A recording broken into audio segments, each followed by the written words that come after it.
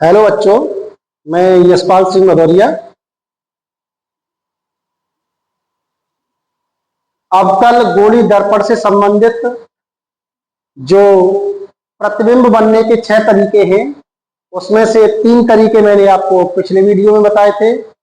शेष 3 तरीके प्रतिबिंब बनाने के जो हैं वो आपको इस वीडियो में बताता हूं। और उत्तल गोली दर्पण से भी जो 2 तरीके होते हैं प्रतिबिंब बनाने के, वो भी बताएंगे आप। तो 3 तरीके हम आपको बता चुके हैं, चौथा तरीका देखिए। बच्चा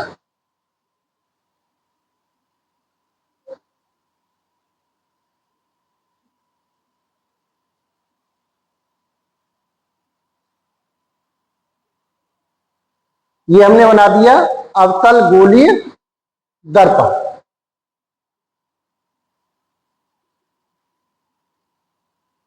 ये इसकी मुख्य अक्ष, जहां ये दर्पण का मध्य बिंदु होता है, इसे दर्पण का ध्रुव कहते हैं और इसे P से प्रदर्शित करते हैं।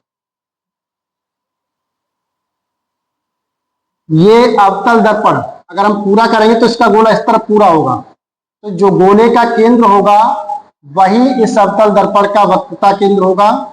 इसे C से प्रदर्शित करते हैं। फोकस दर्पण के ध्रुव P और वक्रता केंद्र C के बिल्कुल बीच में मुख्य फोकस F होता है। तो पिछले वीडियो में हमने आपको 3 तरीके बता दिए थे, जिसमें सबसे पहली स्थिति थी वस्तु को अनंत पर रखना। दूसरी स्थिति में वस्तु को वक्रता केंद्र C के पीछे यहां पर इधर रखा गया था। तीसरी स्थिति में वस्तु को वक्रता केंद्र C पर रखा गया था। अब चौथी स्थिति में हम वस्तु को कहां रखेंगे? वक्रता केंद्र C और फोकस F के बीच। ये हमने एक वस्तु रख दी, नाम देना चाहो तो नाम दे दीजिए A B। कहां रखी है? वक्रता केंद्र C और फोकस F के बीच में। तो यहां लिखिए, जब वस्तु वक्रता केंद्र C तथा फोकस F के बीच रखी हो।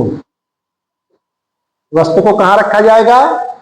वक्रता केंद्र C और फोकस F के बीच में। जब इस पर प्रकाश डाला जाएगा तो एक प्रकाश किरण वस्तु के शीर्ष से निकलेगी यहां से और मुख्य अक्ष के समांतर जाएगी। मुख्य अक्ष के समांतर जाने के बाद जब ये किरण इस अवतल गोली पृष्ठ दर्पण से टकराएगी तो दूसरी तरफ पॉलिश है, दूसरी तरफ नहीं जाएगी। टकरा करके इसका क्या होगा? परावर्तन होगा। तो मुख्य अक्ष के समांतर आने वाली जो किरण होती है, परावर्तन के पश्चात फोकस F से होकर जाती है। तो मुख्य अक्ष के समांतर आने वाली प्रकाश किरण कहां से जाएगी? फोकस F से होकर जाएगी। दूसरी किरण फोकस F से होकर जाएगी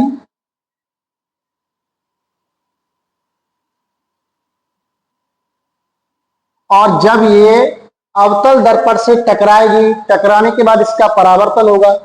जो मुख्य अक्ष के समांतर आने वाली किरण है वो फोकस F से होकर जाती है और फोकस F से आने वाली किरण जो है वो टकराने के बाद परावर्तित जब होती है तो मुख्य अक्ष के समांतर हो जाती है।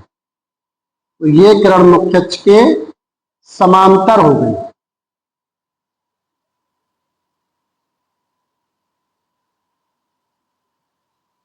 ये दोनों परावर्तित किरणें एक दूसरे को यहां पर काट रही हैं। मुख्य अक्ष से जब इस पर लंब डालेंगे, नाम देना चाहो नाम दे दी इसको A डैश B डैश, तो ये बन गया वस्तु AB का प्रतिबिंब। जब वस्तु को वक्रता केंद्र सी और फोकस एफ के बीच रखा तो मुख्य अक्ष के समांतर आने वाली किरण परावर्तन के पश्चात फोकस एफ से होकर जाती है। दूसरी किरण जो फोकस एफ से होकर आती है दर्पण से परावर्तित होकर मुख्य अक्ष के समांतर हो जाती है। ये दोनों परावर्तित किरणें एक दूसरे को बिंदु ए डैश पर काटती हैं। मुख्य अक्ष से जब इस पर लंब डाला गया बी डैश ए डैश तो ये वस्तु ए बी का प्रतिबिंब बन गया। तो प्रतिबिंब कहां बन रहा है? वक्रता केंद्र सी के पीछे। अर्थात जब वस्तु को वक्रता केंद्र सी और फोकस एफ के बीच रखा जाएगा तो प्रतिबिंब कहां बनेगा? वक्रता केंद्र सी से पीछे बनेगा। कैसा बन रहा है प्रतिबिंब? उल्टा बन रहा है। तो प्रतिबिंब उल्टा बनेगा और उल्टा प्रतिबिंब जो होता है वो वास्तविक होता है। दूसरी चीज, ये किरणें एक दूसरे को स्वयं काट रही हैं, हमें डॉट डॉट करके मिलानी नहीं पड़ रही। तो इससे भी हमें पता चल रहा है कि प्रतिबिंब कैसा होगा? वास्तविक होगा और वस्तु से बड़ा होगा।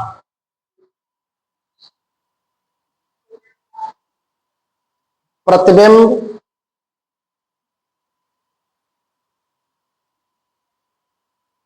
वक्रता केंद्र सी से पीछे कॉमा वास्तविक व उल्टा तथा वस्तु से बड़ा बनेगा। तो जब वस्तु को वक्रता केंद्र सी और फोकस एफ के बीच रखा जाता है तो प्रतिबिंब कहां बनता है? प्रतिबिंब वक्रता केंद्र सी से पीछे, सी के पीछे की ओर बनता है। कैसा बनता है? वास्तविक बनता है। वास्तविक और कैसा बनता है? उल्टा बनता है तथा वस्तु से बड़ा बनता है। नंबर 5,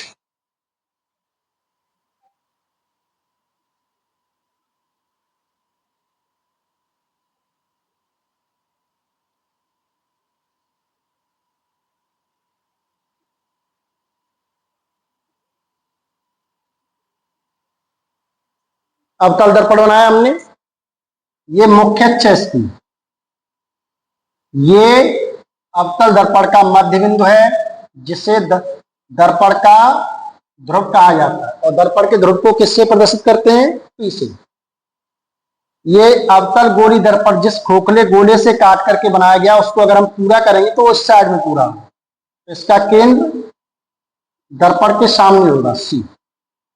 फोकस एफ ध्रुव पी और वक्रता केंद्र सी के बिल्कुल बीच में होगा। फर्स्ट स्थिति में वस्तु को हमने अनंत पर रखा था। द्वितीय स्थिति में दूसरे नंबर पर वक्रता केंद्र सी के पीछे रखा था। तीसरे नंबर पर वक्रता केंद्र सी पर रखा था। चौथा नंबर जो ये लिखा हुआ सामने कहां रखा था? वक्रता केंद्र और फोकस एफ के बीच में। अब वस्तु को फोकस एफ पर रखा जाएगा।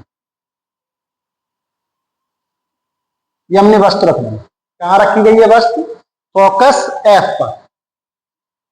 जब इस पर प्रकाश डाला जाएगा, जहां से प्रकाश चलने वाली प्रकाश की एक किरण मुख्य अक्ष के समांतर आएगी और मुख्य अक्ष के समांतर आने वाली किरण जो होती है वो फोकस एफ से होकर जाती है। जब ये दर्पण से टकराई तो इसका परावर्तन होगा और परावर्तित किरण कहां से जाएगी? फोकस एफ से होकर जाती है। दूसरी किरण, ये किरण ही फोकस एफ से जा रही है, आगे कोई रास्ता नहीं है जाने का। तो दूसरी किरण जो है वो यहां से जाएगी और टकरा करके जब वापस लौटेगी तो वक्रता केंद्र सी से होकर जाएगी।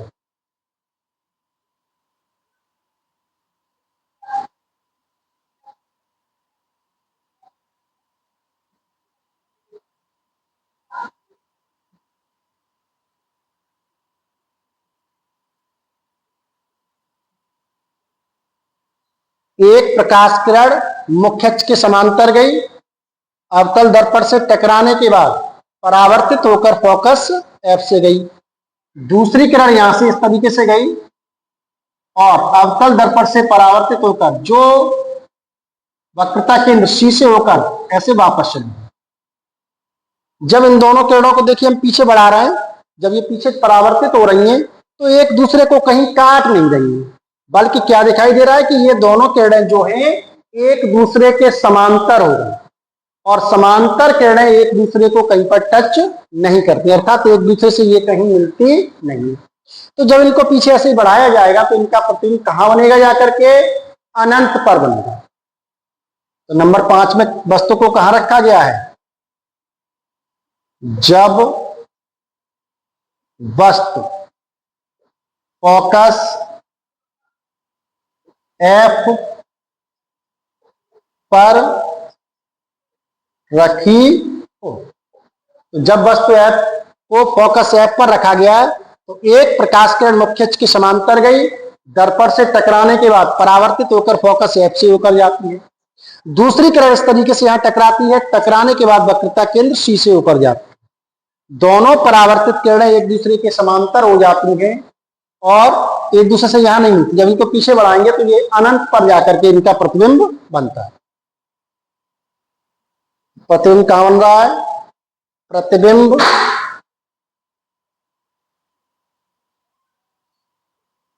अनंत पर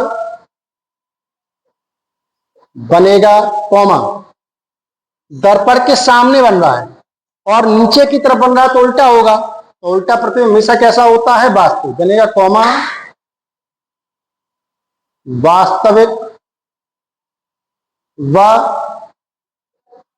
उल्टा, और जाकर के काफी दूरी पर बनेगा तो मुख्य से काफी नीचे बनेगा, काफी बड़ा होगा। तो प्रतिबिंब अनंत पर बनेगा, वास्तविक व उल्टा तथा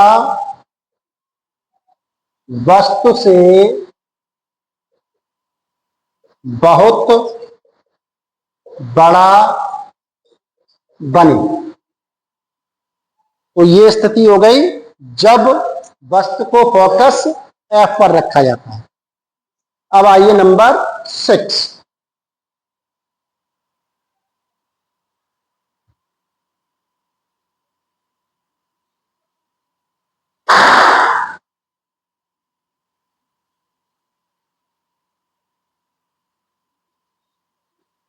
हमने अवतल दर्पण बना दिया, ये होगी इसकी मुख्य अक्ष, ये दर्पण का ध्रुव P, इधर वक्रता केंद्र C, मध्य बिंदु पर फोकस F। वस्तु यहां फोकस F पर रख चुके, अब वस्तु को फोकस F और ध्रुव P के बीच रखा जाए।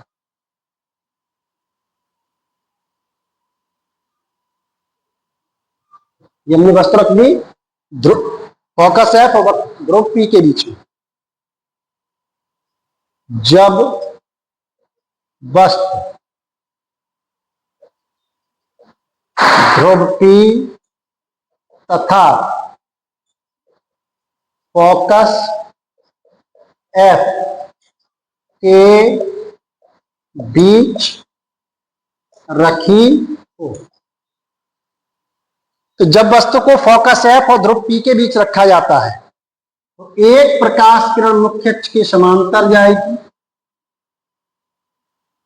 और दर्पण से जब ये परावर्तित होगी तो फोकस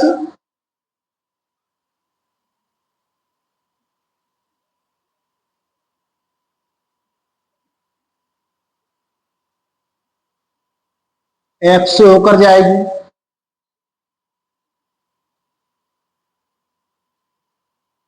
दूसरी प्रकाश किरण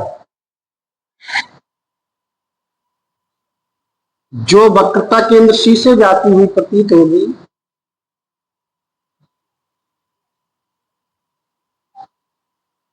यहां दर्पण से टकराएगी, टकरा करके परावर्तित होकर के वापस लौट जाए।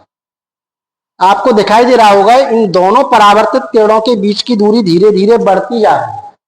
तो जब इनके बीच की दूरी बढ़ रही है तो ये आगे आप कितना भी बढ़ाएंगे एक दूसरे से ये कभी मिलेंगी नहीं, इधर नहीं मिल रही, लेकिन जैसे इधर की तरफ चल रहे हैं तो इनके बीच की दूरी कम होती जा रही है। अब पीछे पॉलिश है, ये प्रकाश किरण दूसरी साइड में नहीं जा सकती क्योंकि दर्पण है, इसके पीछे पेंट हो रखा है। लेकिन जब इन किरणों को आगे की ओर बढ़ाया जाता है तो ये दर्पण के पीछे ऐसा लगता है यहां से आती हुई प्रतीत होती है, यहां पर आकर के मिलती हुई प्रतीत होती है। जहां पर आकर के मिलती हुई प्रतीत हो रही है, पीछे की ओर जो किरण ली जाएंगी वो डॉट डॉट ही ली जाएंगी, मिल रही है, यहां पर इनका प्रतिबिंब बनेगा। ये प्रतिबिंब कहां बन रहा है? दर्पण के पीछे बन रहा है। कैसा बन रहा है? सीधा बन रहा है। दर्पण में पीछे पॉलिश होती है, दर्पण में पीछे वास्तविक प्रतिबिंब बन ही नहीं सकता, पीछे बन रहा है, तो इससे हमें पता चल रहा है कि वह आभासी होगा। दूसरी ये किरणें मिल नहीं रही है, इनको जब डॉट डॉट करके पीछे की ओर बढ़ाया गया है तो मिलती हुई प्रतीत हो रही है, उससे भी पता चल रहा है कि प्रतिबिंब आभासी है। दूसरा ये प्रतिबिंब सीधा बन रहा है। उल्टे प्रतिबिंब जो बनते हैं वो वास्तविक होते हैं, और सीधे प्रतिबिंब जो बनते हैं वो कैसे होते हैं?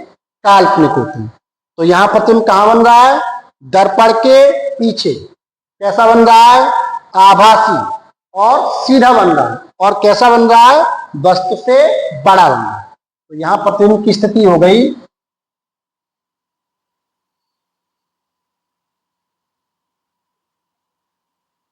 प्रतिबिंब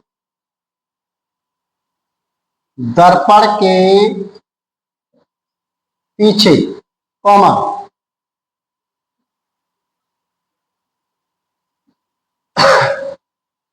आभासी व सीधा तथा वस्तु से बड़ा, कॉमा, वस्तु से बड़ा बने या बनता है। तो जब वस्तु को फोकस एफ और ध्रुव पी के बीच रखा गया तो प्रतिबिंब कहां बन रहा है? दर्पण के पीछे बन रहा है। और कैसा बन रहा है? आभासी, क्योंकि ये डॉट डॉट करती किरणें पीछे बढ़ाई गई, और सीधा बन रहा है और वस्तु से बड़ा बन रहा है। तो ये शेष तीन स्थिति जो थी अवतल दर्पण की वो ये होगी। अब प्रतिबिंब को उत्तल दर्पण से बनाना दिखाएंगे आप।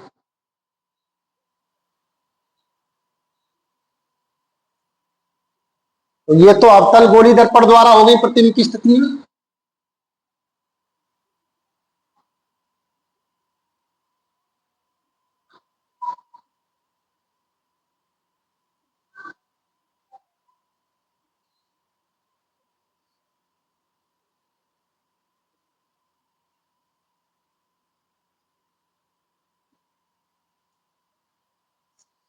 अवतल गोली दर्पण से प्रतिबिंब बनने की 6 स्थितियां होती हैं।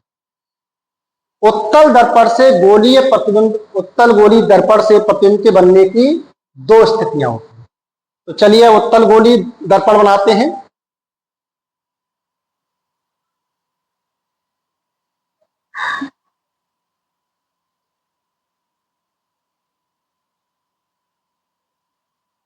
अब हमने क्या किया? ये झुकी हुई सतह पर पॉलिश कर दी, तो जो उभरा हुआ पृष्ठ है वो परावर्तक पृष्ठ होगा। जब उभरे हुए पृष्ठ से परावर्तन होता है तो उसे उत्तल दर्पण कहते हैं। तो ये बन गया आपका उत्तल दर्पण। ये इसकी मुख्य अक्ष, दर्पण का ये मध्य बिंदु है, इसे दर्पण का ध्रुव कहते हैं और इसे P से प्रदर्शित करते हैं। ये उत्तल दर्पण जो है कांच के जिस खोखले गोले से काटकर बनाया गया है उसको आप देखिए, अगर ऐसे हम पूरा करते हैं तो ये गोला इस साइड में कंप्लीट हो रहा है। इससे पता चल रहा है दर्पण का वक्रता केंद्र C जो है वो दाईं तरफ होगा, इधर फोकस F मध्य बिंदु पर होगा। लेकिन वस्तु हमेशा दर्पण के सामने ही रखी जाती है, वस्तु इधर ही रखी जाती है। इसमें 2 स्थितियां होंगी। नंबर 1, जब वस्तु को अनंत पर रखा जाएगा। नंबर 2, जब वस्तु को अनंत और ध्रुव P के बीच रखा जाएगा। उत्तल गोलीय दर्पण से प्रतिबिंब का बन। फर्स्ट स्थिति, जब वस्तु को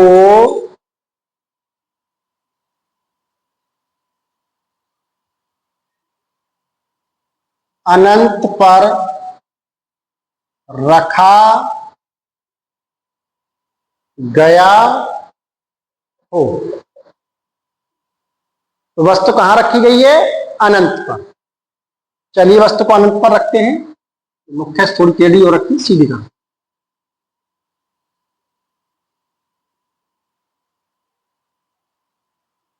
अनंत पर वस्तु इस तरीके से रखी जाए।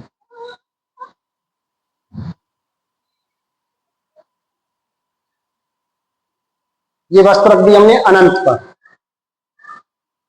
प्रकाश किरण, एक प्रकाश किरण यहां से जाएगी मुख्य अक्ष के समांतर, और जब ये दर्पण से टकराएगी तो दूसरी साइड में पॉलिश है, दूसरी साइड में नहीं जा सकती, परावर्तन नहीं होगा, सॉरी अपवर्तन नहीं होगा। इसमें क्या होगा? प्रकाश का परावर्तन। टकरा करके ये वापस लौटेगी तो ये ऊपर की तरफ जाएगी। तो इस तरीके से जाती है। आप यहां नहीं खींचेंगे पहले किरण को, पटरी की सहायता से आप क्या करेंगे? इसको फोकस एफ से पटरी मिलाती हुई रेखा खींचेंगे। तो जब ये प्रकाश किरण आएगी, गोली उत्तल गोली दर्पण से टकराएगी, टकरा करके ये इस तरीके से परावर्तित हो जाएगी, पीछे नहीं जाएगी। पीछे से क्या करेंगे? इसको डॉट डॉट कर देंगे। जब यहां से इसको देखेंगे तो ऐसा लगेगा कि ये प्रकाश किरण जो है फोकस एफ से आ रही है, ऐसा प्रतीत होगा। अवतल गोली प्रश्न में फोकस एफ से आती है और उत्तल दर्पण में फोकस एफ से आती हुई प्रतीत होती है। दूसरी प्रकाश किरण यहां से जाएगी मुख्य अक्ष के समांतर। उत्तल गोली पृष्ठ से जब ये टकराएगी, टकराने के बाद इसका परावर्तन होगा, क्योंकि दूसरी साइड में पॉलिश है, ये प्रकाश किरण दूसरी तरफ नहीं जा सकती, और दूसरी तरफ जब नहीं जाएगी तो इसका अपवर्तन नहीं होगा, बल्कि क्या होगा? परावर्तन। तो ये किरण भी टकरा करके इस तरीके से यहां से वापस लौटेगी। तो आप यहां ना खींचे, पहले पटरी की सहायता से खींचे। पटरी को यहां रखेंगे ऐसे मिलाते हुए, और यहां से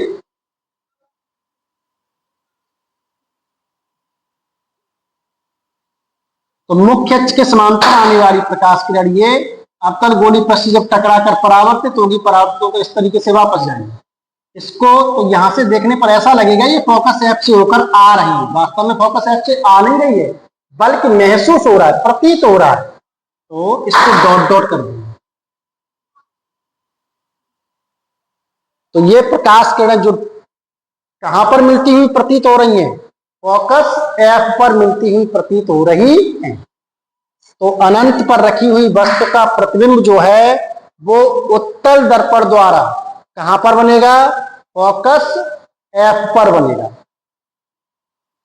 कैसा बन रहा है प्रतिबिंब? देखिए बिल्कुल बिंदुवत, कहीं इसकी लंबाई हमें दिखाई नहीं दे रही है। तो प्रतिबिंब कैसा बनेगा? कहां बनेगा? पहले प्रतिबिंब फोकस एफ पर बनेगा, कॉमा कहां बनेगा? दर्पण के पीछे बनेगा, कॉमा दर्पण के पीछे, कॉमा प्रतिबिंब की लंबाई, प्रतिबिंब कैसा होगा? बिंदुवत, उसकी लंबाई हमें दिखाई नहीं दे रही, मतलब एक बिंदु के आकार का होगा, कॉमा प्रतिबिंब बिंदुवत होगा, कॉमा दर्पण के पीछे जो प्रतिबिंब बनता है, पीछे प्रतिबिंब बनेगा ही नहीं, केवल आभास होगा। तो प्रतिबिंब कैसा होगा? आभासी होगा, क्योंकि वास्तव में फोकस एफ पर ये रेखाएं मिल नहीं रही है, मिलती हुई प्रतीत हो रही है। बिंदुवत होगा, कॉमा आभासी, और आभासी प्रतिबिंब जो बनता है वो हमेशा सीधा बनता है, जो वास्तविक प्रतिबिंब होता है वो उल्टा बनता है। तो आभासी और कॉमा कैसा बनेगा? सीधा बनेगा।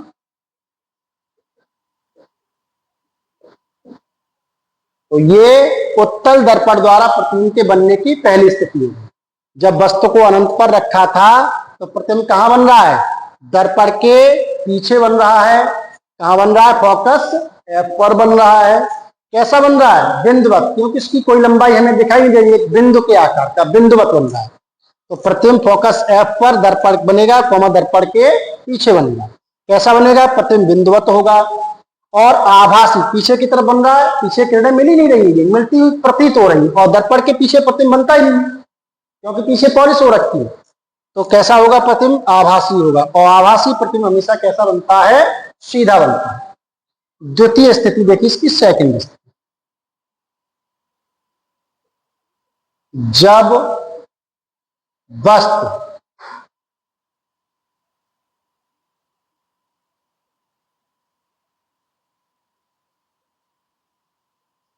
अनंत तथा ध्रुव P के बीच रखी हो। अब वस्तु को कहां रखा जाएगा? अनंत और ध्रुव P के बीच में रखेंगे।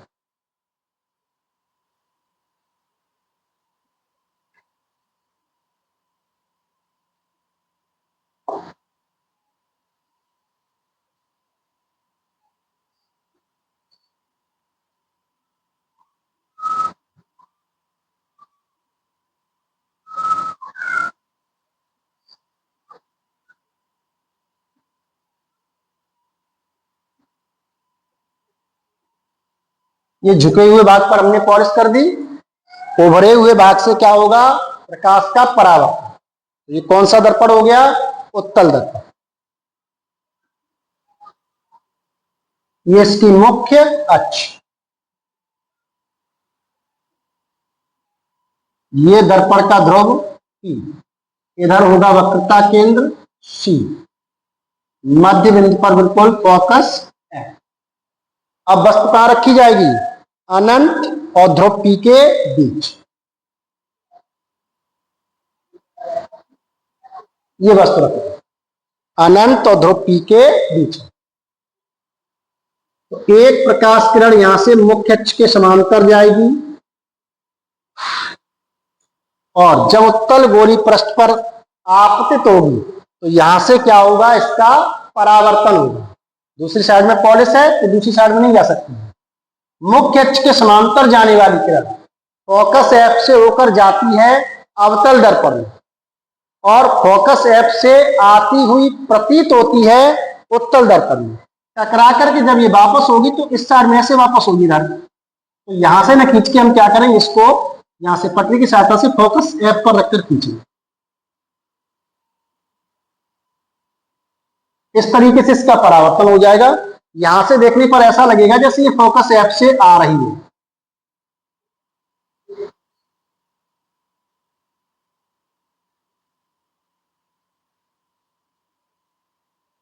पीछे की तरफ डॉट डॉट होगा। तो ये परावर्तित किरण हो गई। ऐसा लग रहा है देखने पर जैसे फोकस F से आती हुई प्रतीत हो रही है।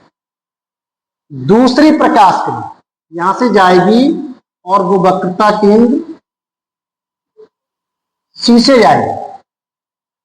ये जा रही है, आपतित प्रकाश किरण हो गई। वो प्रकाश किरण जो वक्रता केंद्र C से जाती है वो उसी मार्ग से वापस लौट जाती है। परावर्तित होकर ये इसी मार्ग से वापस लौट, पीछे की तरफ ये जाएगी नहीं, पीछे की तरफ डॉट डॉट करेगी। जब ये वापस होगी तो ऐसा लगेगा जैसे वक्रता केंद्र C से आती हुई प्रतीत होगी वापस। ठीक है, तो दूसरी किरण जो जाएगी कहां से जाती हुई प्रतीत होगी? वक्रता केंद्र C से, और ये इसी रास्ते से जो प्रकाश किरण वक्रता केंद्र से जाती है अवतल दर्पण में और जाती हुई प्रतीत होती है उत्तल दर्पण में, वो उसी मार्ग से, जिस मार्ग से जाती है उसी मार्ग से वापस लौट जाती है। पीछे की ओर जो डॉट डॉट किरणें की गई है वो यहां पर एक दूसरे को काट रही है। तो ये बन गया वस्तु का प्रतिबिंब। तो प्रतिबिंब कहां बन रहा है? ध्रुव P और फोकस F के बीच में। कैसा है? आभासी है, दर्पण के पीछे बन रहा है, इससे भी पता चल रहा है आभासी। दूसरा सीधा बन रहा है, सीधा प्रतिबिंब हमेशा आभासी बनता है। और देखिए वस्तु की लंबाई इतनी दिखाई दे रही है, प्रतिबिंब की लंबाई बहुत छोटी है, तो वस्तु से छोटा बनेगा। प्रतिबिंब दर्पण के पीछे कॉमा कहां बन रहा है? ध्रुव P और फोकस F के बीच में। ध्रुव P तथा फोकस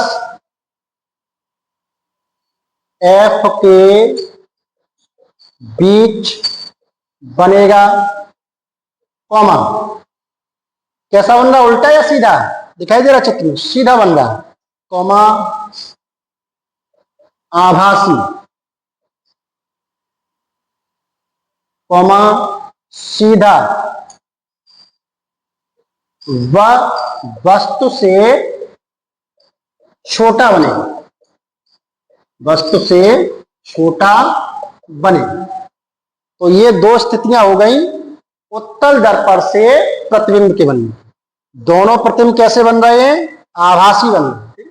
ये स्थिति बहुत ही इंपॉर्टेंट है, बहुत पूछी जाती है। तो जब उत्तल दर्पण में वस्तु को अनंत और ध्रुव P के बीच रखा जाता है तो प्रतिबिंब कहां बनता है? ध्रुव P और फोकस F के बीच में, दर्पण के पीछे बन रहा है। इससे पता चल रहा है कि आभासी है, क्योंकि दर्पण में पीछे पॉलिश होती है, पीछे प्रतिबिंब बन ही नहीं सकता, बल्कि पीछे तो प्रकाश किरणें ही नहीं आएंगी, बस वो जाती हुई या आती हुई प्रतीत होंगी। तो एक प्रकाश किरण मुख्य अक्ष के समांतर गई थी, वो फोकस F से आती हुई प्रतीत हो रही टकराने के बाद।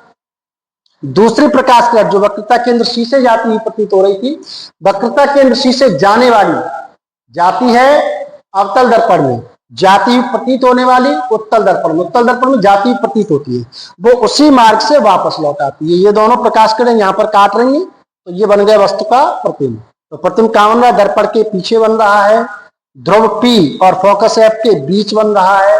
कैसा बन रहा है? आभासी। और कैसा है? सीधा है। और कैसा है? वस्तु से छोटा है। तो ये दोनों स्थितियां हो गई उत्तल दर्पण द्वारा प्रतिबिंब के बनने की। तो 6 स्थितियां थी अवतल दर्पण द्वारा प्रतिबिंब के बनने की, 2 स्थितियां उत्तल दर्पण द्वारा प्रतिबिंब के बनने की। ये हम आपको बता चुके हैं। अगला वीडियो जब आपके लिए लेकर आएंगे तो उसमें आपको परावर्तन और अपवर्तन से संबंधित सूत्र, फॉर्मूला और उसके सवाल। तब तक के लिए धन्यवाद।